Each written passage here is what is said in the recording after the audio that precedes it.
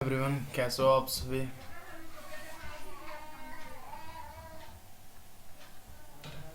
कैसे हो आप सभी।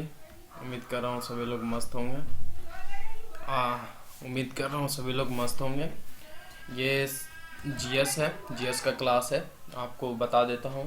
देखिए, एक चीज़ हमें थोड़ा सा इस टाइम जी यूपी बीएड का एग्ज़ाम आने वाला है, जो क्या बोलते हैं कि जून में एग्ज़ाम होगा। ठीक है। तो हमारे पास एक महीने टाइम है। एक महीने खूब बढ़िया से हम लोग पढ़ लेंगे और पूरे PYQ क्वेश्चन जितने भी पूछे गए हैं अब तक के 2020, 2018, 2021, 2022 तक के जितने भी क्वेश्चंस पूछे गए हैं, उसके बेस्ड पे आप यदि तैयारी करते हो तो समझो कि आपका एक महीने 1.5 महीने में भी यूपी बीएड का जो एंट्रेंस एग्ज़ाम है निकल जाएगा। कोई दिक्कत नहीं है। तो उसी चीज़ को लेकर मैं सोच रहा था। तो बहुत कई दिन, 10 दिन, 15 दिन तक सोचा। हम कहें कि क्या करें, पहले क्वेश्चन कराएं कि डायरेक्ट उसके बाद थ्योरी कराएं कि लड़के को समझ में आए।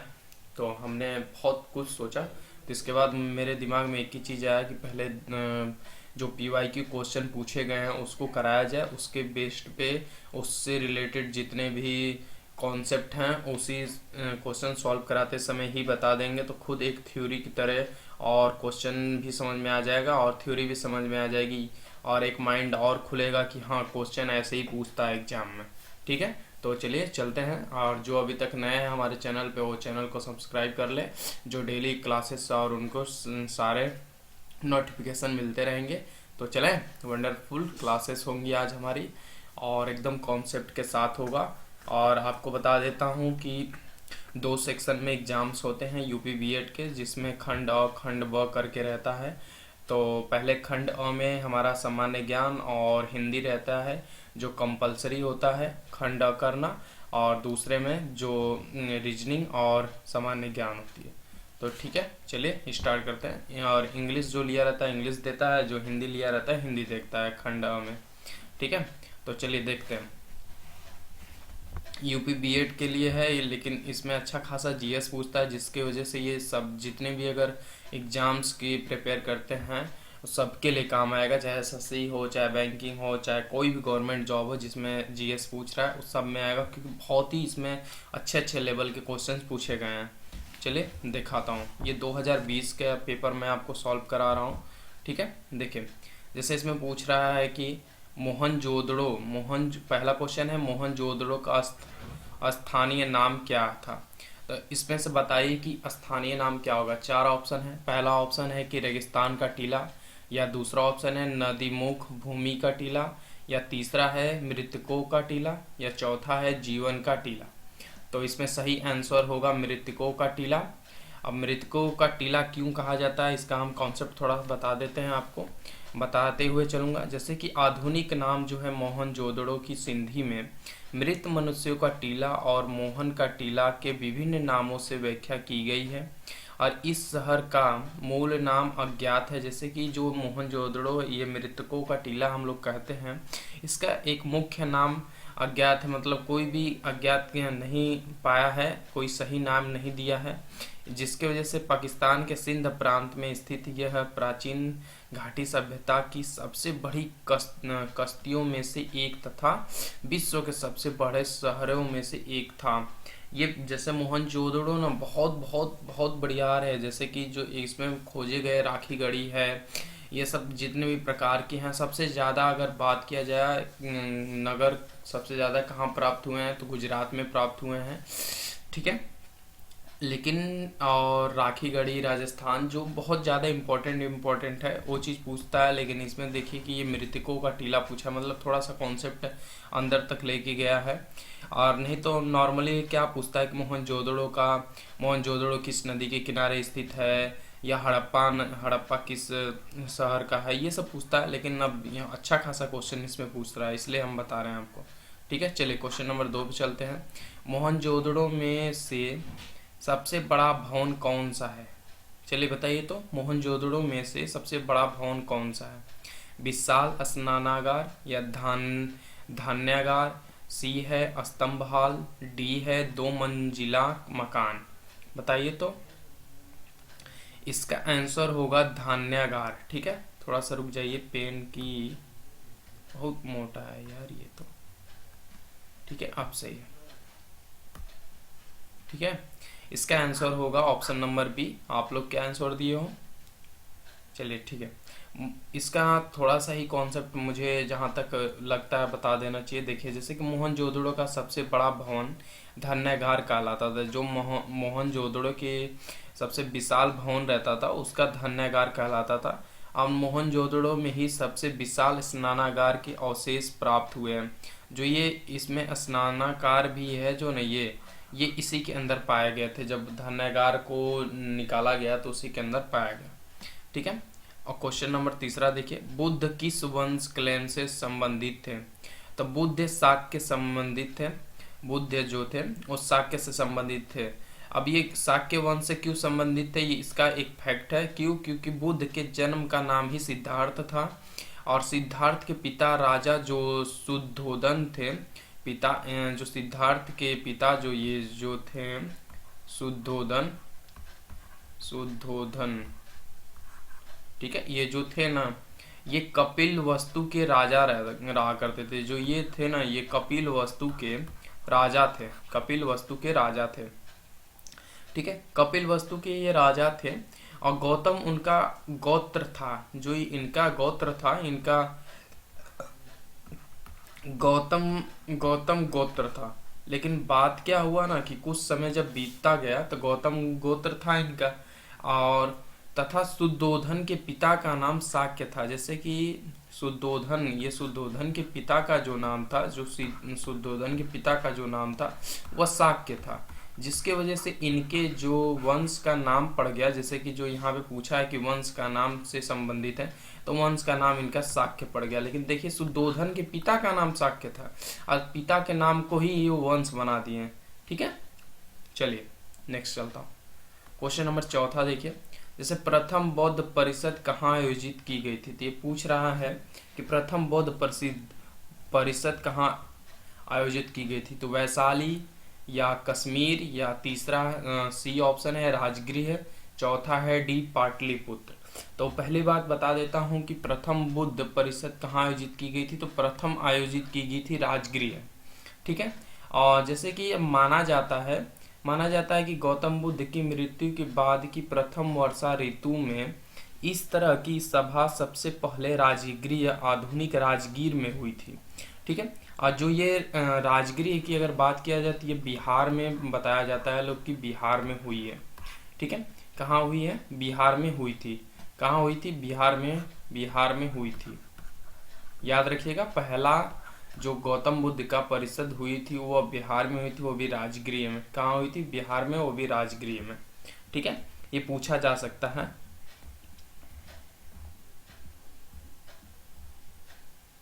और एक चीज और है इसमें, एक चीज और मुझे याद आया कि इसमें ये भी पूछ सकता है कि जैसे कि इस बौद्ध परिषद की आयोजन एक बौद्ध भिक्षुक करवाए थे। कौन कराए थे? बौद्ध भिक्षुक थे, जो महाकश्यप की अध्यक्षता में किया गया था। जैसे कि यहाँ पे एक बौद्ध भिक्षुक थे, जो नहीं भिक्षा मांगते हैं, एक बौद्ध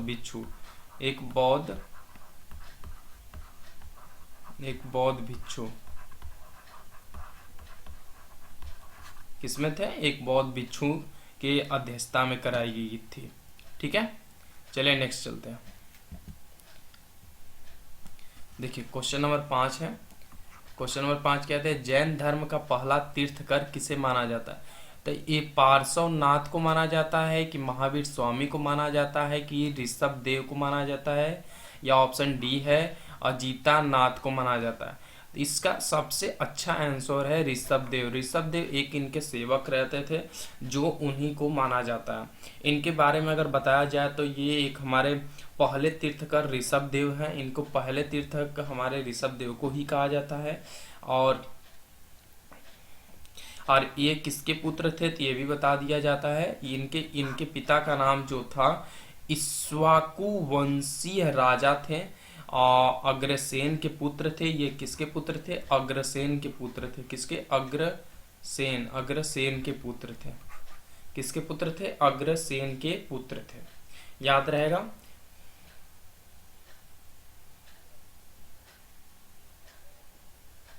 और एक चीज है कि ऋषभ देव को 30 साल में ही इनको ज्ञान की प्राप्ति हुई थी, जिसकी वजह से यह अपना घर छोड़ दिए थे और यह एक सन्यासी बने थे। ठीक है। क्वेश्चन नंबर 6वां है, इसका आंसर दीजिए। वर्धमान वर्धमान महावीर ने वर्धमान वर्धमान महावीर ने परिनिर्वाण परिनिर्वाण कहाँ प्राप्त किया? वर्धमान महावीर की बात किया जा रहा है कि परिनिर्वाण कहाँ प्राप्त किया गया। तो पहला आंसर है पावा, दूसरा सारनाथ, तीसरा वैशाली, चौथा ऑप्शन है श्रवण बेलगोला। बताइए कहाँ मिला था इनको? पहला मिला था वर्धमान महावीर ने परिनिर्वाण कहाँ प्राप्त किया? तो ये पावा में पाए थे। कहाँ पाए थे? पावा में पाए थे। ठीक है। इसके बारे में कुछ ज़्यादा नहीं है, लेकिन फिर भी थोड़ा सा मुझे जहाँ तक की उम्मीद है कि बता देना चाहिए। देखिए,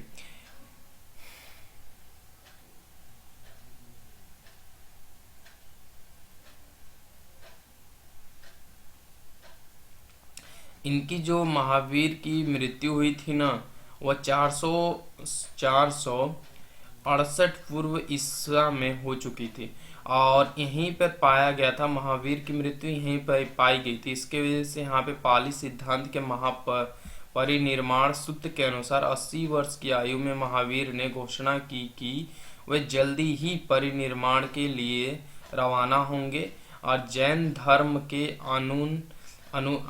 अनुयायियों के लिए पावापुरी एक पवित्र स्थल है। जैसे कि ये जब मरने वाले थे तो ये बता रहे थे ना कि जैसे अब एक बात किया जाए तो जैसे कि ये 80 वर्ष के जब थे तो इनकी आयु की महावीर की घोषणा किए थे, अपने 80 वर्ष की आयु में ही घोषणा किए थे। ठीक है। उसी टाइम बताया गया कि पावापुरी एक पवित्र स्थल है। ठीक है। इसीलिए यहाँ पे माना जाता है। इनकी मृत्यु भी यहाँ पे पावा में ही इनकी हुई है, जो 468 ईसा पूर्व में हो चुकी थी। अब देखिए क्वेश्चन नंबर 7वां क्या कहता है? कलिंग युद्ध के बाद निम्नलिखित में से किसने महाराज अशोक के रूपांतरण को दर्ज किया? तो बताइए। तो ऑप्शन ए है रॉक एडिक्ट, ऑप्शन बी है रॉक एडिक्ट 4, ऑप्शन सी है रॉक एडिक्ट 4 नहीं क्या 6, और रॉक ऑप्शन डी है रॉक एडिक्ट 8। बताइए। तो इसका सही आंसर है हमारा rock edict 8, option number D. ठीक है। इसके बारे में बताया जाए तो ये सम्राट अशोक विश्व प्रसिद्ध एवं शक्तिशाली भारतीय मौर्य राजवंश के महान सम्राट था। ठीक है। महान सम्राट था। अशोक का पूरा नाम देवाना प्रिय अशोक मौर्य था। ठीक है। और जो एक बात किया जाए इनके रॉक एडिक्ट 8 ने तो अशोक के रूपांतरण को दर्ज किया था। जितने भी इनके जैसे कि अशोक के बारे में जो था, अशोक के जो भी अपने लाइफ में जो भी दिनचर्या में करता था उसकी सारा नोट ये रॉक एडिक्ट 8 नोट करता था और वही लिखता था। ठीक है। चलिए नेक्स्ट पेज पे चलते हैं। सॉरी फीडबैक आ गया क्या? चलिए देखिए इसका आंसर दीजिएगा। क्वेश्चन नंबर 7 है। ठीक है। दीजिए। तो क्वेश्चन नंबर 7 तो हो गया है। क्वेश्चन नंबर 8 से देखिए। क्वेश्चन नंबर 8 दीजिएगा। कलिंग युद्ध किस वर्ष में हुआ था? कोई बताएगा? बहुत इजी है ये तो। कलिंग युद्ध 261 ईसी बीसी में हुआ था। और ये किन के बीच में हुआ था? कोई बताएगा? कलिंग का युद्ध जो था सम्राट अशोक और कलिंग के राजा चैत्र राज के बीच हुआ था। किसके बीच हुआ था? कलिंग के राजा कलिंग का राजा जो था कलिंग राजा वीएस वर्सेस चैत्र राज के बीच हुआ था। किसके बीच? अशोक सम्राट के बीच। अशोक सम्राट के बीच में हुआ था और 261 बीसी से 262 बीसी तक हुआ था। ठीक है। 262 ईस्वी तक हुआ था। और एक चीज और है कि ये जो लड़ाई हुई थी ये एक दया नदी के किनारे हुई थी। किसके नदी के? दया नदी के किनारे लड़ाई हुई थी। इतना पूछता नहीं है लेकिन माइंड में था तो याद था, ये स्टोरी थी, मैंने बता दी। ठीक है, चलिए देखें क्वेश्चन नंबर 9 पे आइएगा। निम्नलिखित में से किनके सिक्के संगीत के प्रति उनका प्रेम दर्शाते हैं? तो ये बता सकते हैं, ये तो बहुत ही इजी है, कोई ज़्यादा नहीं है। गुप्तों के लिए, जो जो गुप्त थे ना, गुप्तों का था। जैसे इसमें बताया जाता है कि समुद्रगुप्त के मौद्रिक प्रणाली का पिता बताया जाता था। और भारत को सोने की चिड़िया का नाम देने वाला गुप्तवंशी है। जैसे कि जो भारत की सोने की चिड़िया नहीं रहती थी, कहते थे लोग, तो ये सोने का चिड़िया जो नाम दिया था ये गुप्तवंशी दिए थे। लेकिन बात क्या है, अब तो प्रेजेंट टाइम में भाई स्टील की भी चिड़िया नहीं देखने को मिल रही है, सब लूट के अंग्रेज ले जा चुके हैं। चलिए चलते हैं। और हाँ, इसका बता रहा था ना, हाँ देखिए क्या बात है कि सिक्कों के रूप में दिखाई देता है। इस वंश के सिक्के सोने, चांदी तथा शीशे के बने होते थे। इस टाइम में ना सोने का भी चला था, चांदी का भी चला था और शीशे का भी चला था। इस समय जारी किए गए सिक्कों का वजन 144 ग्राम होता था। 144 ग्राम के प्रत्येक सिक्के रहते थे। प्रत्येक सिक्के कितने थे? मतलब 144 ग्राम का, मतलब ग्राम 44 ग्राम का रहता था। ठीक है, और ये सोने चांदी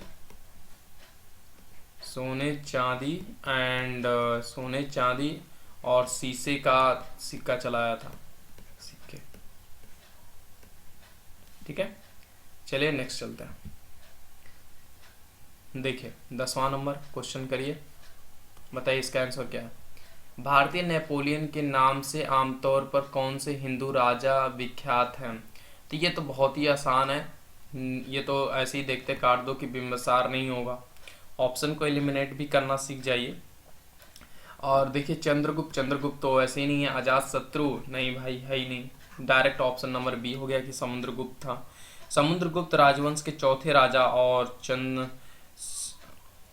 चंद्रगुप्त जो था ये प्रथम उत्तराधिकारी था। क्योंकि ये मैंने पढ़ा, ये जब भी मैं पढ़ता था ना, इसको देखते ही मैं समझ जाता था कि ये है ही नहीं। क्योंकि ये तो चंद्रगुप्त, इसके बारे में जब पढ़ता था तो ये ज़्यादा निकलता ही नहीं था। और समुद्रगुप्त को ही भारत का दूसरा नेपोलियन कहा भी जाता था, नेपोलियन कहाते हुए हैं। ठीक है, चलिए देखिए क्वेश्चन नंबर 11 देखिए। मिहिर भोज राजपूतों के किस कुल से संबंधित है? बताइए तो मिहिर भोज जो है राजपूतों के किस कुल से संबंधित है? ऑप्शन ए है प्रतिहार, ऑप्शन नंबर बी है राठौर, ऑप्शन नंबर सी है चौहान, ऑप्शन नंबर डी है परमार। बताइए तो, बताइए।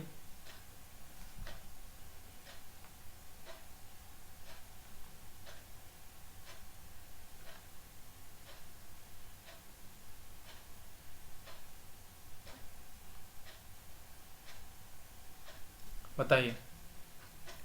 देखिए ये मेन चीज है, ये प्रतिहार वंश से, कुल वंश से संबंधित है। और ये जानते हो प्रतिहार मिहिर, ये जो प्रतिहार है इसका मतलब एक महिर भोज गुर्जर प्रतिहास वंश का था ये। और इसका मूल नाम जो था मिहिर ही था, मिहिरी। और दूसरी चीज बात क्या है कि ये 850 से 900 साल तक ये शासन भी किया था। एंड मतलब अगर एक शब्द में बोला जाए तो ये 50 साल तक पूरा ही मतलब हाफ सेंचुरी ये, मतलब क्या बताएं, बहुत अच्छा शासन किया था। और उसका नाम जो था मिहिर, बहुत ही मूल नाम था इसका, मिहिर मूल नाम है इसका। ठीक है, ये 50 साल तक शासन किया था, शासन। चलिए देखिए क्वेश्चन नंबर 12। प्रतिहार वंश का महानतम राजा कौन था? प्रतिहार वंश का महानतम राजा कौन था? तो अभी जस्ट ऊपर बताया हूँ, उसके हिसाब से भी अगर कोई थोड़ा सा याद किया होगा तुरंत बता देगा कि ऑप्शन नंबर ए है वत्सराज, या कि ऑप्शन नंबर बी है नागभट्ट द्वितीय, और ऑप्शन नंबर सी है भोज मिहिर भोज, डी है दंती दुर्ज। बताएगा कोई? तो मैं जस्ट अभी ऊपर बता के आया हूँ मिहिर भोज, ऑप्शन नंबर बी। अगर थोड़ा भी किसी को याद रहा होता तो तुरंत बता दिया होता कि मैंने अभी जस्ट ऊपर व्याख्या बताई थी। देखिए क्वेश्चन नंबर 13 क्या कहता है? क्वेश्चन नंबर 13, गीत गोविंद के रचयिता कौन है? गीत गोविंद के रचयिता कौन है, बताएगा कोई? इसके इसके रचयिता हैं हमारे जयदेव। कौन है? जयदेव। गीत गोविंद के रचयिता हमारे जयदेव हैं। अगर जयदेव जी की बात किया जाए तो जयदेव जी एक काव्य रचना करते हैं और गीत गोविंद के श्री कृष्ण के गोपिकाओं के साथ रासलीला आदि का वर्णन मिलता है इनकी किताबों में। ठीक है, देखिए क्वेश्चन नंबर 14 है, आंसर दीजिएगा कि पुराना किला किसने बनवाया? चलिए मैं आपको 30 सेकंड देता हूँ। ऑप्शन ए बताइएगा बाबर, कि option number B Sher Shah, option number C Aurangzeb, option number D Akbar. बताइए तो। देखिए इसका ऑप्शन नंबर बी होगा, क्योंकि पुराना किला सबसे ज़्यादा बनवाया है शेरशाह ने। पुराना किला बलुआ पत्थर से बनाया गया था, जो भी है बनाया गया है। इसे 1541 में शेरशाह सूरी ने बनवाया था। जैसे कि 1541 ईस्वी में जो था, इसको शेरशाह सूरी ने बनवाया था। शेरशाह सूरी यही हैं हमारे बड़े भैया, शेरशाह सूरी ने बनवाया था। ठीक है,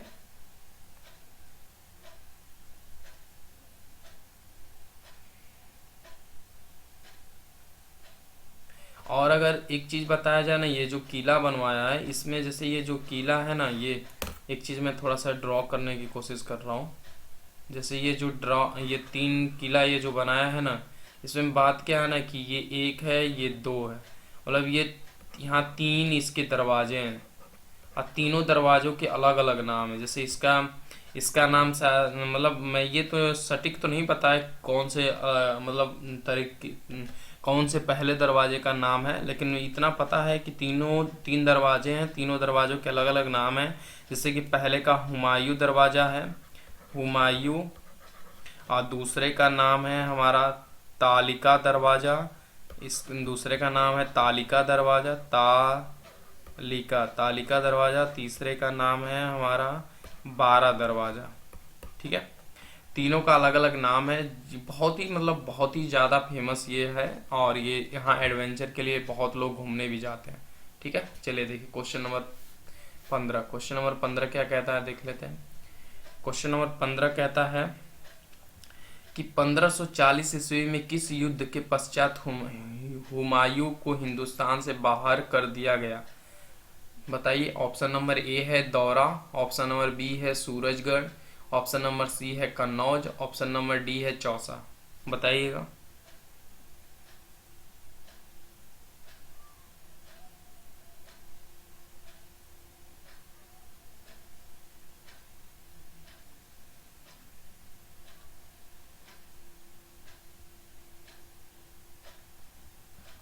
देखिए ये कन्नौज का युद्ध हुआ था, क्योंकि देखिए हुमायूं और शेर शाह के बीच लड़ाई हुई थी, जो कन्नौज में हुई थी।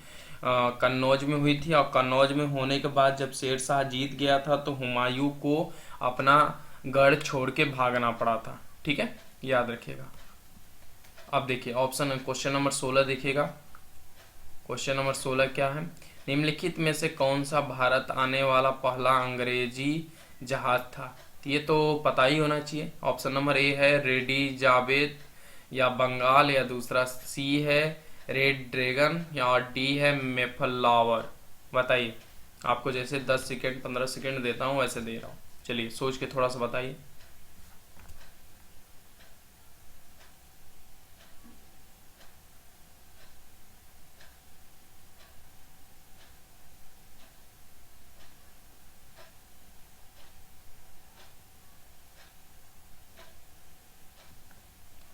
चलिए देखिए, जहाज आने वाला जो पहली अंग्रेजी जहाज आया है भारत में वो रेड ड्रैगन है, जो 1608 ईस्वी में आया था। और वो भी कहाँ सूरत के बंदरगाह पे आया था, सूरत के बंदरगाह पे। और इसी में हमारा रेड ड्रैगन शामिल था, रेड बंदरगाह पे। इसी में ये जो रेड ड्रैगन है, ये रेड ड्रैगन इसी में शामिल था। ठीक है, चलिए क्वेश्चन नंबर 17 देखिए। भारत में डब का सबसे प्रारंभिक उपनिवेश कहाँ था? क्या है, डब है कि डच है? डच होना चाहिए मुझे जहाँ तक उम्मीद, ध्यान से देखने दीजिए।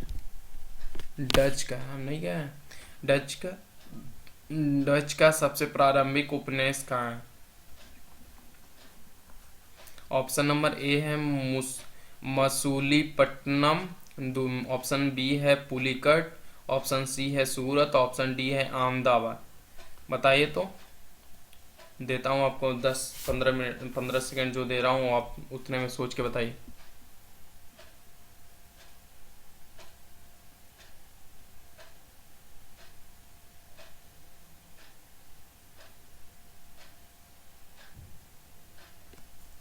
चलिए देखिए, इसका सही आंसर है ऑप्शन ए मुल्सीपट्टनम।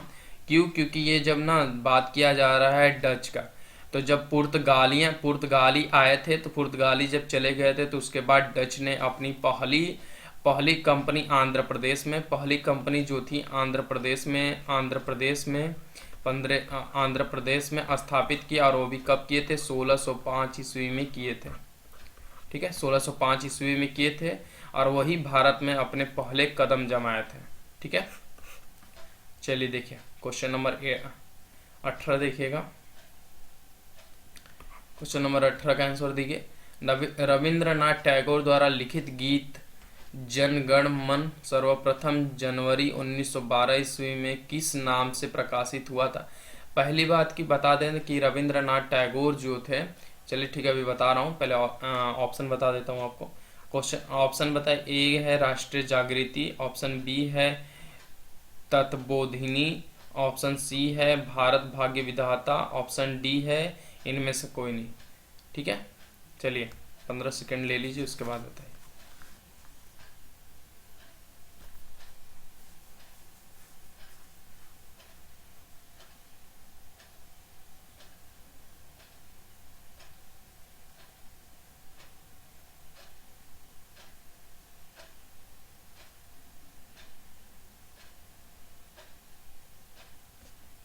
ठीक है, देखिए बात किया जाए तो मैं इसको बता दे रहा हूँ फिर से पढ़ के कि रविंद्रनाथ टैगोर द्वारा लिखित गीत जनगण मन सर्वप्रथम जनवरी 1912 में किस नाम से प्रकाशित हुआ था? तो ये प्रकाशित नाम से पूछा है, तो नाम तो भारत भाग्य विधाता से प्रकाशित हुआ था। और दूसरी चीज कि जो रविंद्रनाथ टैगोर का ये 1912 में ये गाई गई थी, ये पहला ही जो था जो कलकत्ता में गाई गई थी। कलकत्ता, कलकत्ता सही लिखा है जी, हिंदी नहीं आती है, डायरेक्ट हिंदी सही लिख पाता नहीं, जो भी है कलकत्ता में हुआ था। ठीक है, कलकत्ता सही तो है, कलकत्ता। ठीक है, कलकत्ता। और दूसरी चीज कि ये जो है ना, ये इसमें मेन चीज है कि ये 1912 में गाई गई थी, और दूसरी चीज कि ये बोधनी नामक पत्रिका में हुआ भी था ये प्रकाशित, तब इसका शीर्षक जो था भारत भाग्य विधाता रखा गया था। ठीक है, चलिए नेक्स्ट चलते हैं।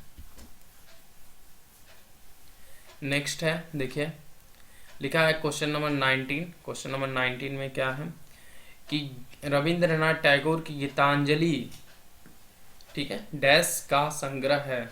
ये गीतांजलि जो ये अपनी किताबों में लिखे हैं उसमें सबसे ज्यादा किसका संग्रह है? ऑप्शन ए है उपन्यास, ऑप्शन बी है नाटकों, ऑप्शन सी है कविताओं, ऑप्शन डी है छोटी कहानियां। तो सबसे ज़्यादा बता दिया जाए तो कविताएं हैं, क्योंकि मैंने भी किताब इनकी पढ़ी है, सबसे ज़्यादा कविताएं हैं। और ये ऑप्शन देखते ही मैं समझ गया था कि इसकी कविताएं ही होंगी, इसके अलावा कुछ है नहीं। ठीक है, आप लोग का आंसर क्या है बताइए तो।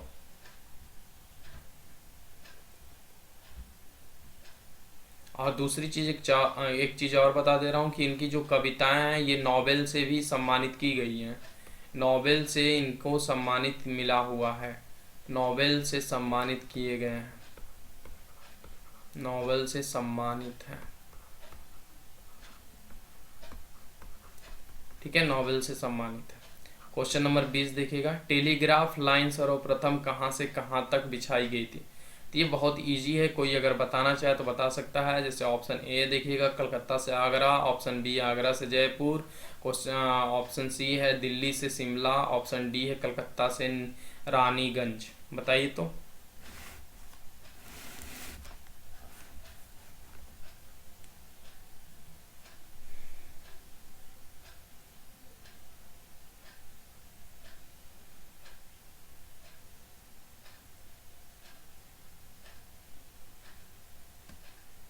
देखिए, ये इसको बिछाया गया है हमारा कलकत्ता से आगरा तक, ऑप्शन नंबर ए है। और दूसरी बात कि ये 1500, नहीं सॉरी सॉरी, 1500 नहीं है, हाँ 1800, 1800 1853 से शुरू किया गया था, जो कलकत्ता से आगरा तक, वो भी बम्बई बम्बई को जोड़ते हुए लेके गया था, जो टेलीग्राफ लाइन थी। ठीक है, नवंबर में, ये नवंबर में शुरू किया गया था। नवंबर, क्या हिंदी है यार, सोचता कुछ और हूँ लिखता कुछ और हूँ, कुछ नहीं ऐसा होता है। ओह, कैसे आएगा अब ये, अच्छा ऐसे आएगा, टेक्निकल उतना जानता भी नहीं हूँ। ठीक है, ये नवंबर में शुरू की गई थी।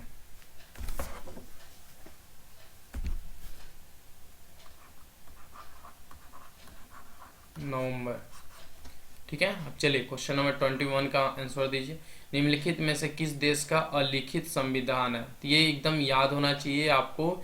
यूएस, कहाँ गया कहाँ गया कहाँ गया कहाँ गया कहाँ गया, चलिए देखिए, ऑप्शन नंबर ए बताइएगा यूएस, या ऑप्शन नंबर सी है पाकिस्तान, ऑप्शन बी है यूके, ऑप्शन डी है भारत। तो आपको पता है कि जैसे देखिए, अगर ऑप्शन को एलिमिनेट करना है तो आप ऐसे देखिए, भारत का लिखा गया है, काट दीजिए। पूछा है अलिखित, पूछा है तो हमारा भारत का तो लिखा गया है, तो इसको काट दीजिए। यूएस, यूएस का पाकिस्तान का लिखा है, ये सोचिए कि पाकिस्तान का लिखा है, हाँ लिखा गया है, तो काट दीजिए। यूएस का लिखा गया, हाँ सर लिखा गया है, तो ऑप्शन ए बच गया। ऑप्शन नंबर बी यूके का नहीं लिखा गया है, बस बात खत्म। चलिए देखिए, ऑप्शन नंबर क्वेश्चन नंबर 22 देखिएगा। भारत की संविधान सभा का संवैधानिक सलाहकार कौन है? तो ये तो सबको पता है, डॉक्टर राजेंद्र प्रसाद है नहीं, काट दीजिए। CK M मुंशी, ये तो है नहीं। डॉक्टर BR अम्बेडकर, नहीं, ये तो सलाहकार है ही नहीं। Option number B, sir BN Rao. देखिए, ऑप्शन को एलिमिनेट करना सबसे बड़ी बात होती है, आंसर देना बड़ी बात नहीं है।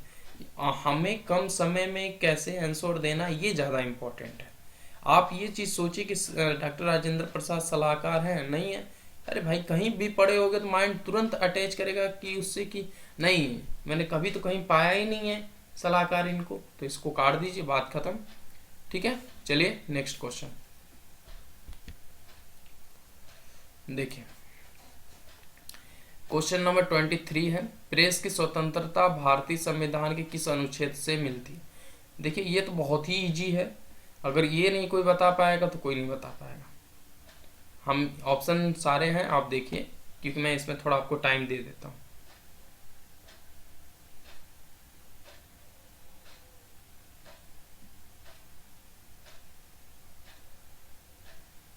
देखिए, पहली बात कि ये अनुच्छेद 19 से प्रेस को भारतीय पूरा प्रेस की स्वतंत्रता को मिलती है, और संविधान में पूरा अच्छी तरीके से लिखा गया है। और रही बात प्रेस की, बात किया जाए तो प्रेस को चौथा स्तंभ बोला जाता है, चौथा स्तंभ बोला जाता है।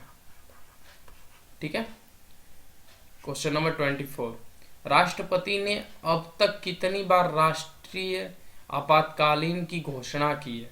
तो ये तो आपको पता होना चाहिए। पहली बात कि 3 बार नहीं हुआ है, अपने माइंड से काट दीजिए। 2 बार, 2 बार तो हमको कभी चांस ही नहीं लगता है, कभी हुआ है? हुआ है। और ये 3 बार जो ये मेरे कहने से ये जो लड़के कमेंट कर रहे हैं ना कि 3 बार हुआ, 3 बार नहीं हुआ, 2 बार हुआ है, तो पहली बात मैं बता दे रहा हूँ कि मैं ये आप लोगों को बहकाने के लिए मैंने यहाँ 3 पे काट दिया, जो आंसर था मैं उसी को काट दिया, क्योंकि देखूंगी कौन सा लड़का पढ़ा है जो मेरे साथ ये आंसर कर रहे हो। मैं ये देखना चाहता था कि वो कौन लड़का पढ़ा है कि मुझे बोले कि नहीं सर गलत कर रहे हो, ऑप्शन सी ही होगा। देखो 2 लड़के थे खाली, और बाकी सब बी। अरे गजब लड़के हो, क्या पढ़ते हो सब। 3 बार हुआ है। ठीक है, देखो 3 बार कब कब लगा था? एक बार 1962 ईस्वी में लगा था, 62 में लगा था, एक बार 1971 में लगा था, और एक बार हमारा 1975 में लगा था। ठीक है, कारण भी बता दूं, 1962 में इंदिरा गांधी जी ने लगाए थे, और हमारे जब 1971 में लगा था तो ये तो उतना इम्पोर्टेंट नहीं था, लेकिन 1975 में जो लगा था वो आतंकीय अशांति के कारण लगा था। किसके कारण लगा था? ये आतंकीय जो आतंक के वजह से लग गया था। ठीक है, देखिए क्वेश्चन नंबर 25 का आंसर दीजिए। संसद के दोनों सदनों का संयुक्त सत्र कौन बुला सकता है? ऑप्शन ए है राष्ट्रपति, ऑप्शन बी है प्रधानमंत्री, ऑप्शन सी है लोकसभा अध्यक्ष, या ऑप्शन डी है उपराष्ट्रपति। तो पता होना चाहिए आपको कि इसका सिर्फ राष्ट्रपति ही बुला सकता है दोनों सदनों को। ठीक है,